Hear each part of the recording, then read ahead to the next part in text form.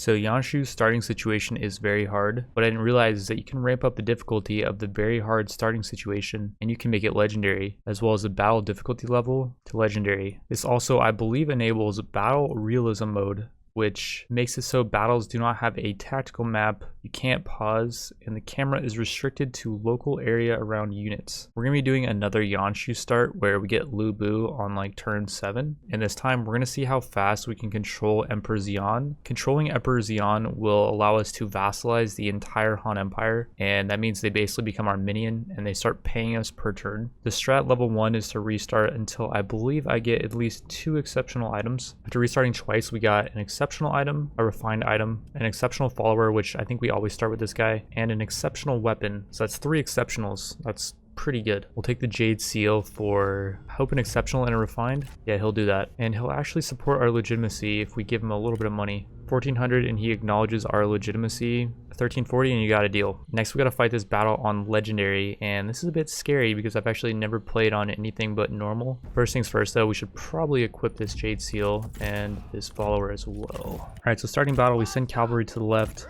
Wait for these guys to get in range of our bowmen. Then we charge in with our cavalry behind their archers and completely take them out while their melee units are getting bombarded by our archers. We did already lose 6 archers, which is not ideal. I've done this where I don't lose any, although they are chasing with their G militia, so that's great. Our cavalry are destroying their archers now. And now their G militia are actually backing off. Trying to protect their archers, but their archers are already running. Their strategist Jia Kong is also strategically placed in the middle of the battlefield. I don't know if that's a legendary thing or he's not really doing a whole lot here. Your words are as pathetic as you are. Except he does have a mad trash talk game. Authority has been restored. We didn't capture Jia Kong, unfortunately, but it's all good. And now we're going to capture the Jade Mine. And we're going to delegate this. Losing 281, not bad. Next we dump this cavalry. And we dump this Rapid Tiger infantry. And we pick up 2 spearmen and 3 bowmen. The next 2 turns we march back towards the edge of our border. And we're about to take the Luoyang lumberyard, which we will be delegating. Miraculously only losing 113 units, and I guess the difficulty does not have any impact on delegated battles. As for reforms, we'll go for regional commissioners, minus 8% recruitment cost. This one's going to be good early as we're going to be recruiting a lot of units, and this turn this guy should move forward and set an ambush for us, or he'll attack us in the lumberyard, which is what he did last time. Let Sun Jian perish. If we don't, Liu Biu will smash us. And next we're going to move barely out of this guy's zone of control, which is about right here, where it says there's a 70% ambush chance. And we will set up a ambush. Let them stumble into our trap. And we end turn. Ambush failed. That is not ideal. It's a 70% chance to ambush him, and he's got pretty decent units. 4 groups of mounted lancer militias. It's legendary though, so I'm not sure if it even auto-saved, and so I think we just have to fight this. Is this like something to do with the difficulty where like the reinforcements can spawn on the complete opposite side? These mounted lancer militia are all on their own, and they're kind of getting torn apart by arrows and our G militia. Look, the enemy run. Okay, that is not the smartest AI. They did just suicide with one of their mounted lancer militias. Here comes their main army group. We gotta intercept them with G militia if we can. You are weak. I will crush you for this insult. I need to pop evasion. This is gonna be a really close one. They have a lot of melee units up still, and all we really have is archers. You got this, Yanshu. How are you gonna lead an army if you can't take out this one guy? There you go. That was close. We have one archer group that isn't running. We captured Li Ju, and he is beautiful, healthy, and intrepid. We could use some more beautiful men in this army, so we'll pick him up. And we did unfortunately kill Zhuo Si, who did end up turning into a legendary companion on my last playthrough. I don't know exactly how that works, but it's definitely something that can happen. We'll ransom the rest of our units for 530. Alright, next we move on to take the imperial city of Luoyang, and we establish order here for 8k, which should allow us to pick up Lu Bu. 103.6?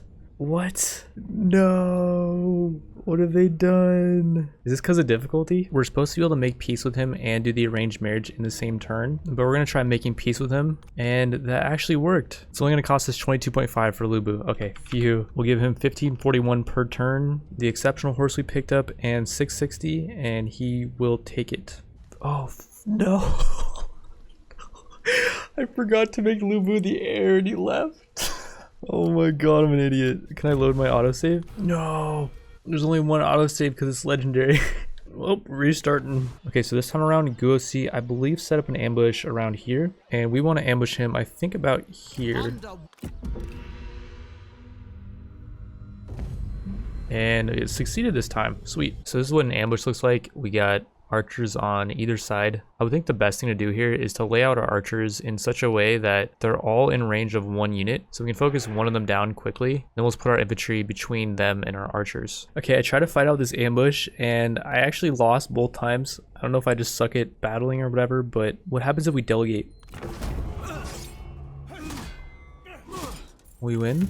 I'll take that outcome. Will I capture Li Ju again? What I can do is save, load, and delegate until I capture all three of them, or maybe just like Juo C and one other one. Oh no, it's saved. Crap. Never mind. Whatever, we got Li Ju, so it's all good. And we're gonna go capture Lu Ying now. This time around, I did not get legitimacy from Sun Yan, and it's actually cheaper, I think, to make peace with Dong Zhuo. It only costs 32.5 this time. And now it only takes 12.9 to make Lu Bu marry us. And he'll actually give us Lu Bu and 1170 for a regular payment of 1634. Okay, now is where we don't mess up where I did last time. And we make Lu Bu the heir, and now he's happy. And we'll declare war against Dong Zhuo this turn. And we'll take Lu Ying back in the same exact turn. Liu Dai will also give us 142 per turn for 10 turns for Lu Yang, and we're just gonna go for this because we can't hold it. One of the Han generals is somewhere in this forest and we have to get around him. This is not going to be too easy. One thing we can do though is march, and that gives us more range. I think we got to go like down this way. So we evaded Dong Zhuo, or the Han's general. I'm not sure which one that was, but he's a beast. One thing I did forget to do in this run is to do assignments. Li Ju has this assignment, military requisition, which is actually pretty relevant to what we're trying to do right now. Minus 15% recruitment cost and minus 6 food reserves per turn. So if we have this going for too long, we will run completely out of food. But if we have him do this for just one turn, and Dong Zhuo came back to ambush us, hopefully we can retreat here.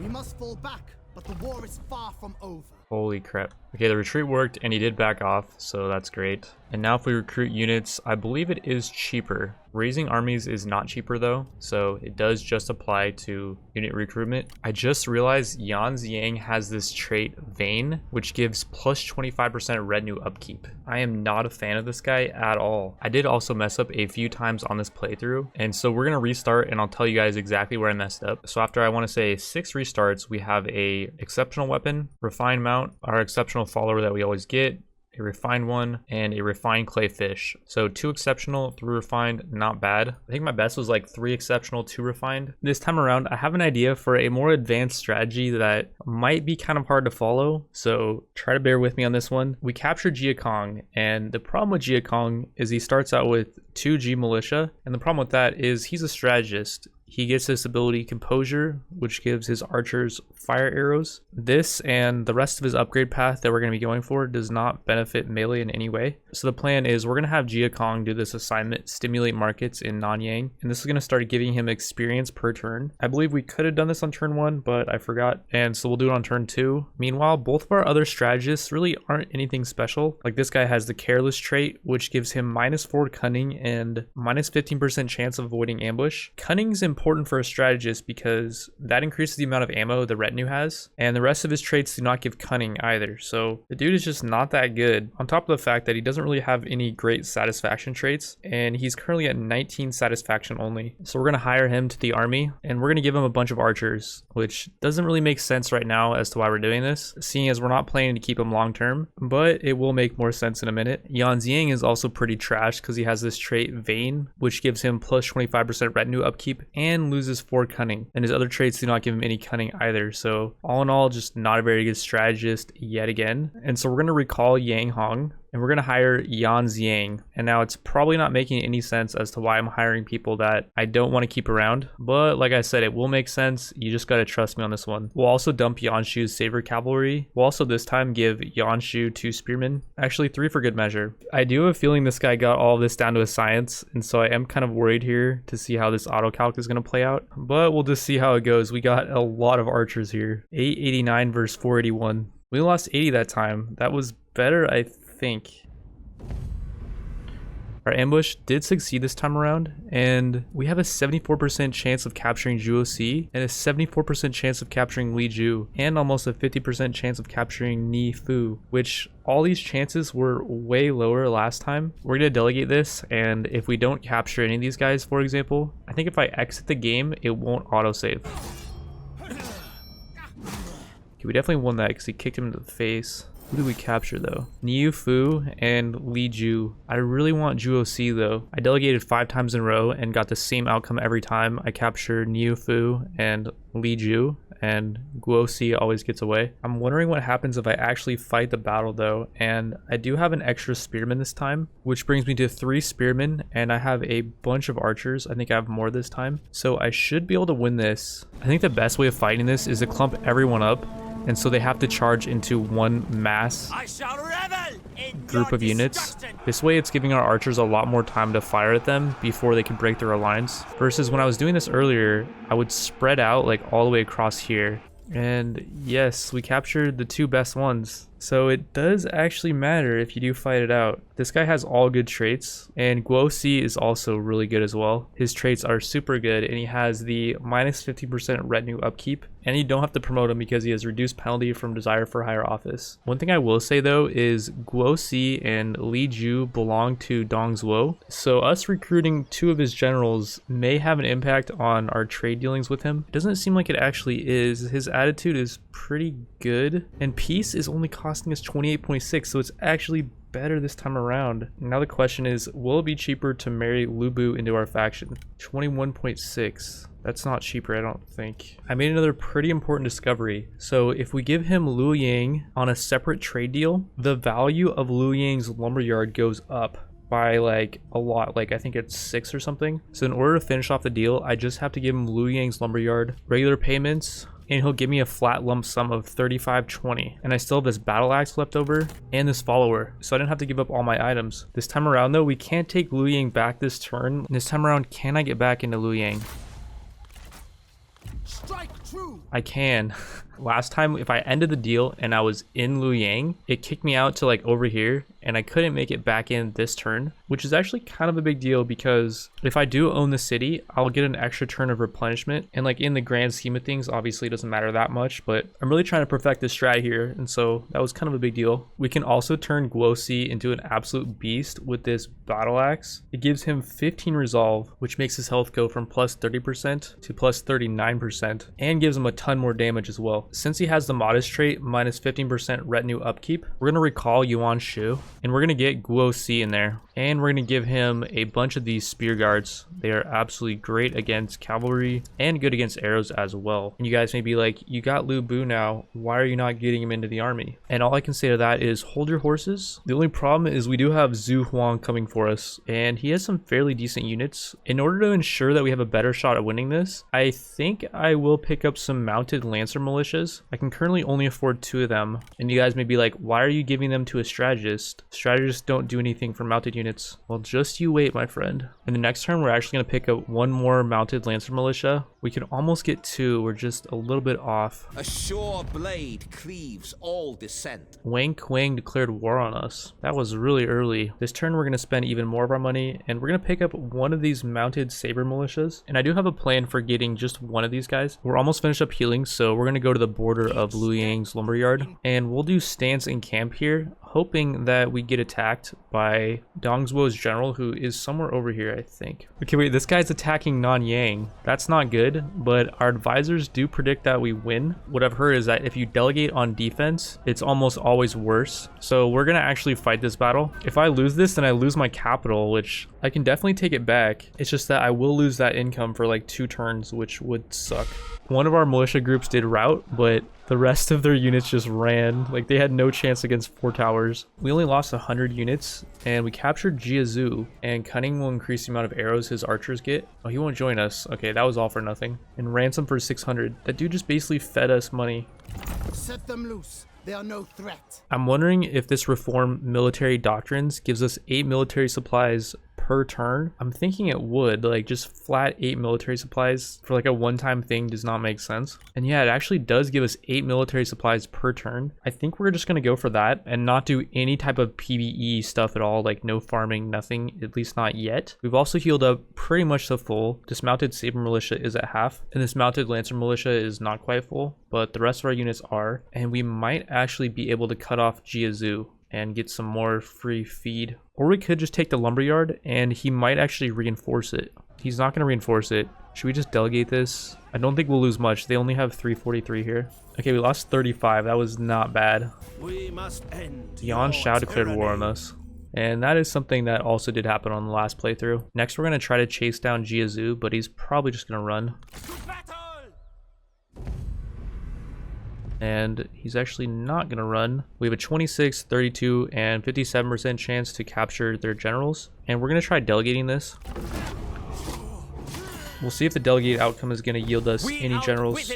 Okay, they're all dead. We're going to actually fight the battle and see if we can capture some of them. We captured Niu Fu this time. And his traits aren't terrible. Like, he loses 10 morale, which means that he will run quicker. Now I think about it, he's not really that great either. Like, his traits don't really benefit his retinue. Like, he has 3 mounted units. And if we employ him, it's going to cost us 150 per turn. So I'd rather just not. And we're going to release him. And we're going to turn our stance now to march. And we're going to head over towards Liu Yang's trade port. Ooh, here comes Yan Shao. This is not good. And Dong Zhuo is now killed. Apparently this is supposed to be a random event, but this happens in like 90% of my campaigns where he'll die early. Some people say this won't happen to them until like turn 90 though. So next turn, Yan Shao is definitely going to take Liu Yang and a lumberyard. If we trade with Liu Dai, we have very low respectability because we're treacherous from backstabbing Dong Zhuo, but we can get 123 per turn for it. I've actually got a better plan. Cao Cao. So apparently that's how you pronounce it. It's like Xiao Xiao. Will give us 342 per turn for Liu Yang's lumberyard. We can give him that because it is bordering him, and so we're going to give him that for 342 per turn. As well as if we give him Liu Yang, it gives us 13.9 points, which was more than Liu Dai, and he'll give us 414 per turn for 10 turns. So together I think that's what, like 7k after 10 turns. And now both these territories belong to Cao Cao, so Yanshu cannot take them without declaring war against them. We're gonna head up this way, and hopefully we can avoid Yan Shao's army because I do not think we would beat him with our current loadout. And next we're gonna head towards this Liu Yang trade port and hope that we don't encounter a really strong Dongmin army. Okay, now we're gonna go stance normal,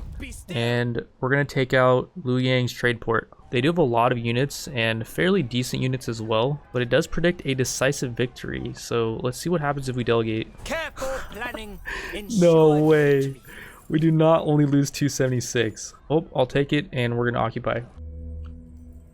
And here comes, oh god, no, this is the guy that I was worried about. We are fighting in our trade port, which is great. We don't have that much of a garrison though. The units are really wounded. Advisors predict a close defeat. We could try delegating it just out of curiosity, even though I'm like 90% sure we're not going to win this. Close defeat. They lost 375. Yeah, no thanks. And this is where our autosave is set to. So if we do lose this, this may be the end of the campaign. In fact, I can safely say that if we do lose this, we will be restarting 100%. This guy's archers also do have fire arrows, which will destroy towers super quickly. So we cannot let them get near our towers. The one thing we do have going for us is we can fight this as many times as we want. And I'm pretty sure that if I do this battle enough times, I should be able to get some kind of favorable outcome. The initial strat that we're going to do is we're going to just leave one spear guard on this side, and we're going to clump the majority of our archers in the middle here. If the archers are here, they can attack both these capture points, whereas if they're over here, they can only defend this one. Also, we have 4 groups of cavalry. One of them is a mounted saber militia, which has 65% range block chance. So we're going to lead with these mounted saber militias. We're going to try to get into that dude's archer line and take out the ones with fire arrows. Okay, this side does not have any fire arrow archers. It's only this side. All right, so this time we're going to have our cavalry start on this side.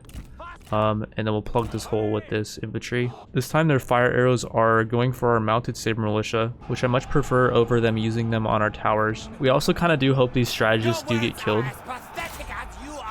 And this is actually pretty good. They're splitting up. Our arrow towers are kind of taking some of them apart. Yan Ziyang has been defeated perfect. This guy goes berserk. 100% more melee damage, more armor piercing damage, and more evasion. That's perfect. That's exactly what we needed. This guy needs to get killed too. And Zhang Liao is just tanking arrows. Like, he's just sitting here soaking up arrow fire as if he thinks it heals him. And this side finally did go down, but these spear guards are holding up a pretty good fight. I'm surprised Zhang Liao's not trying to run yet. I think he might just kill himself here because he's so low. There he goes. Now he's running, but he's not going to be running for good because the icon's not transparent. The enemy general is fallen. They were no match. Did Zhang Liao fall? Oh no, I think he got killed by the arrow tower. There's a chance he might not be permadead. And we did win. Yin Li survived. Heroic victory. There we go, baby. That was technically the second time because the first time I did mess up my cavalry position. Overall, I'd say that was a bit better outcome than the delegated battle. We also lost both of our generals, hopefully. Justice cannot be denied. Okay, yeah, Zhang Liao did not die. We capture him. Yes, we got him, dude. He's legendary. Okay, that's awesome. He's friends with Lu Bu too. Oh, he did get injured though.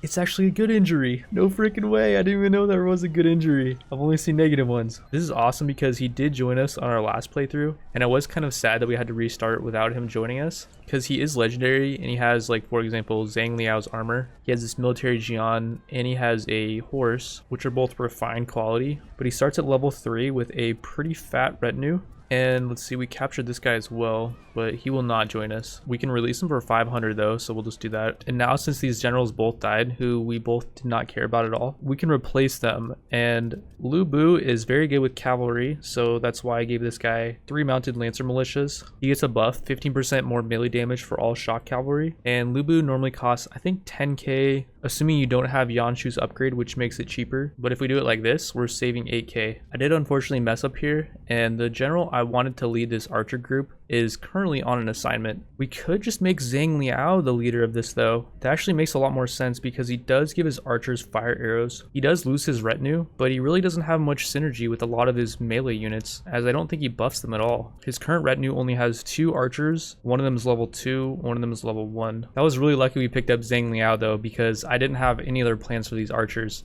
Lady Fang is our only other strategist, and she is really not a good combat strategist. Zhuo Si and Li Ju have rebelled in the capital. Those generals currently belong to us. I don't know why exactly that event just played. We have a lot of extra money. We're at 13k, and we're gaining 1887 per turn. We're going to use this money to get Yanshu back in the action, and we're going to hire him at Luoyang Trade Port. We're also going to put Yang Hong back on the field, and we're going to recruit him a bunch of these Jian sword guards, which are really tanky against infantry, and they also block arrows as well. They have 49 range toughness. That costed a lot of our money and a lot of our income, but we're going to be getting a lot of money soon anyways, so that's completely fine.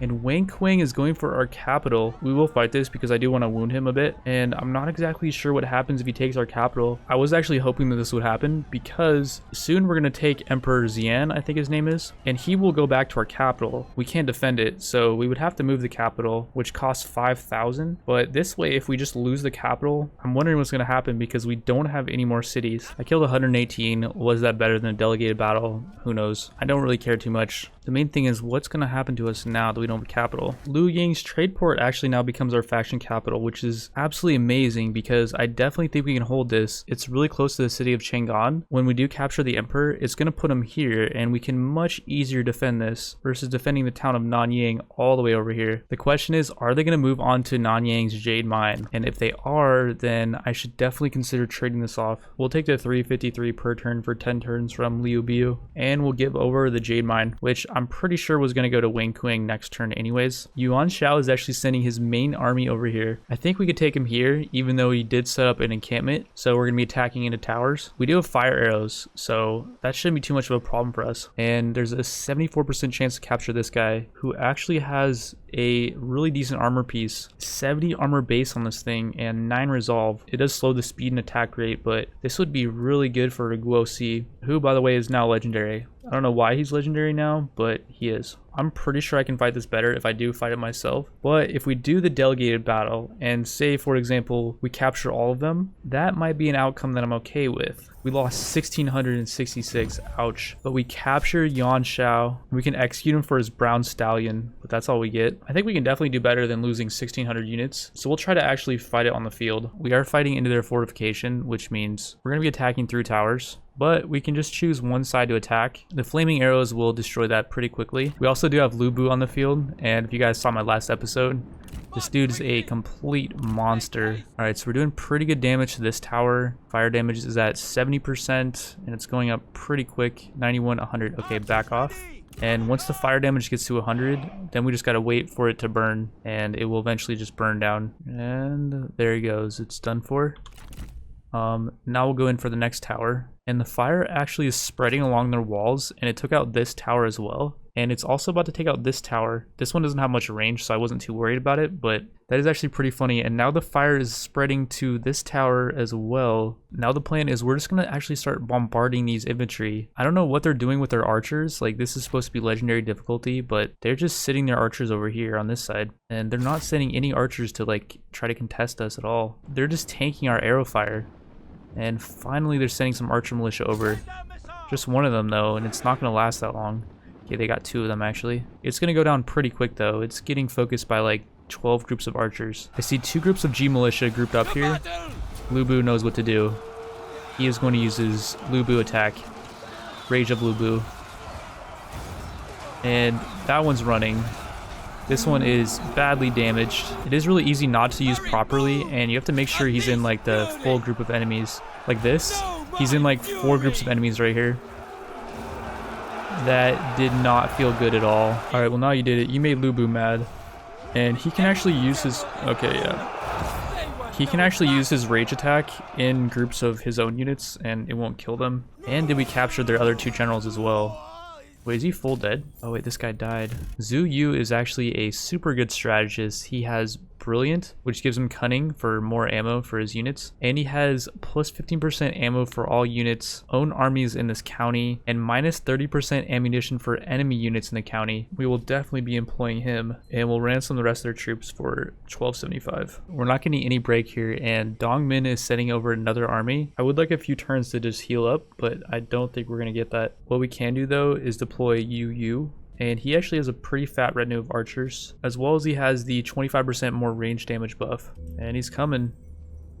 He's got 2 generals actually coming in hot. 2 armies rather, should I say. They could have like 4 generals total between both these armies, or even possibly more.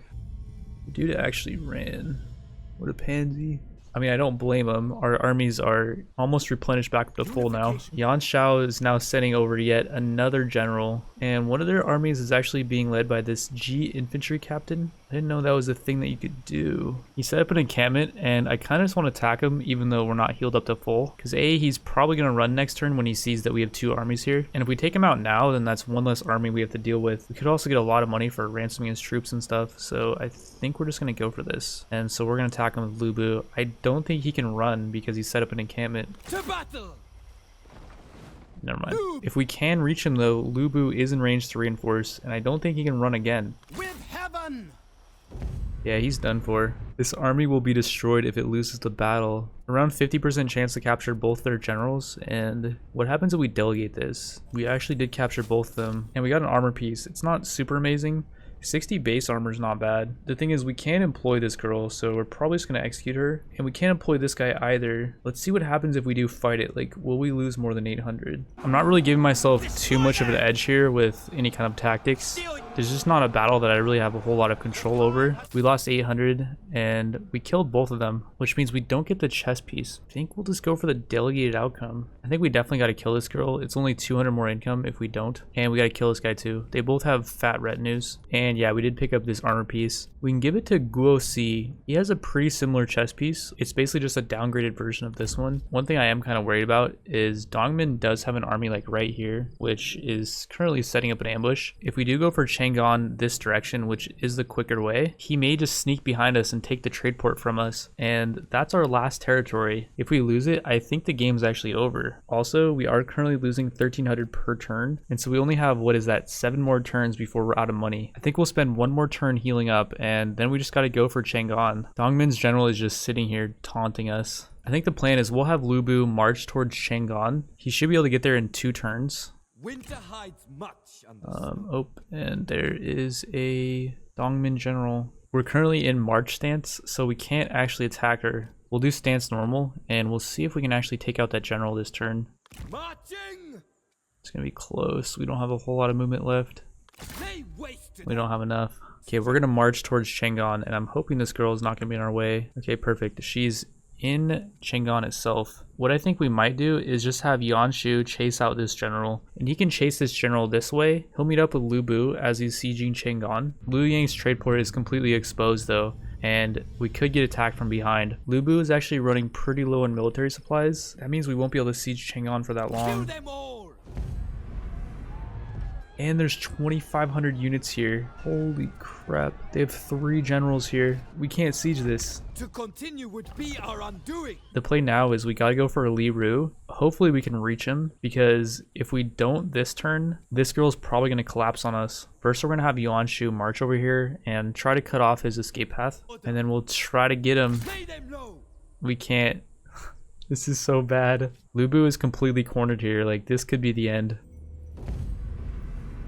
Oh my god, they have so many units. They have all of Chang'an's garrison. They outnumber us over 2 to 1. Like, I don't see us having any chance of beating them here. In order for us to win this, Lu Bu is gonna have to pull some kind of miracle here. I am seeing something that might resemble some kind of miracle though, as they have 2 reinforcement deployment zones that are on the complete opposite map from each other. The plan is gonna have to be to absolutely maul one of them. We could completely take out one of their reinforcements before the rest of their army even gets here. Well, first off, we'll try this one and we'll see how many units they have in it. Okay, this one is on the side of their main army, so we don't want to fight this one. I think we definitely just need to take out this one real quick. I am seeing a bit of a vulnerability here, as these are saber militia and they do not have spears. Okay, 2 of them are already running, 3 of them are running. That's good.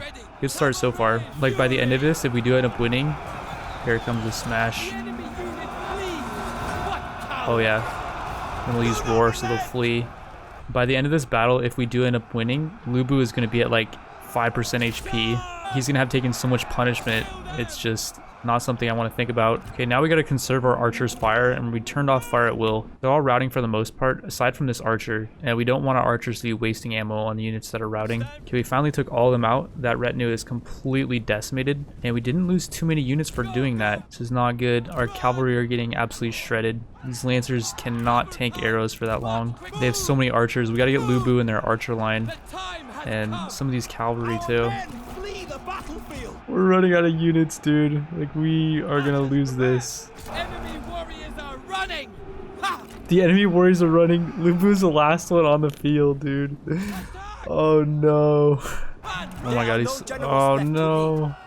He's done. He killed so many, dude. It was glorious. This time though, seeing how much destruction Lu Bu laid out at the end there, I'm actually thinking we might be able to pull this out. We're gonna start out with pretty much the same strat as last time. We're gonna charge these guys with everyone from our main army. Lu Bu's gonna double smash these archers and they're gonna run pretty much instantly. Okay, we pretty much dispatched their main army, and now we're gonna send Lu Bu pretty much 1v2000. He's currently chasing down 4 retinues of archers alone.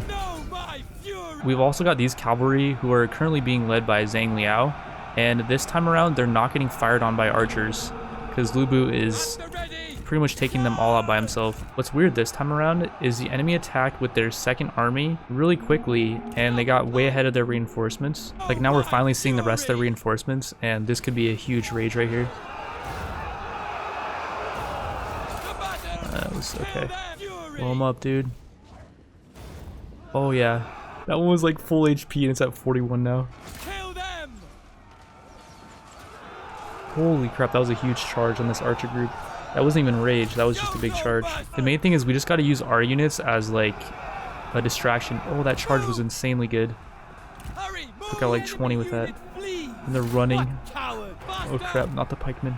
No, I can see his HP actually going down when he gets anywhere near these G militias. I think if we do take out their generals, they get a morale hit as well.